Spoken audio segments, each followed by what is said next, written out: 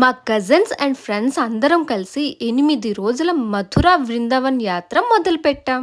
ఈ ఫ్రేమ్‌లో ఎవరెవరం బయలుదేరామో అందరూ మీకు కనిపిస్తారు. మా గర్ల్స్ అందరం ఒకే డ్రెస్ కోడ్‌ని ప్లాన్ చేసుకున్నాం.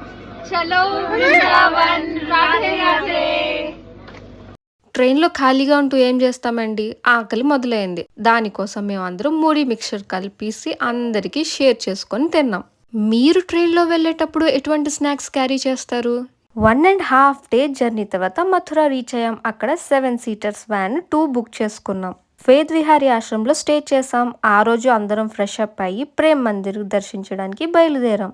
ఇది ప్రేమ్ మందిరం దూరం నుంచి ఇట్లా కనిపిస్తుంది. ఎంత అద్భుతంగా ఉంది కదా! బృందావన్‌లో ఫ్లడ్స్ వచ్చిన 2-3 డేస్‌కి మేము ఈ ట్రిప్ పెట్టుకోవడం మాకు అంత టెన్షన్ అనిపించింది. కానీ అక్కడికి వెళ్ళేసరికి ఇంతమంది జనం ఉంటారని అస్సలు ఎక్స్‌పెక్ట్ చేయలేదు.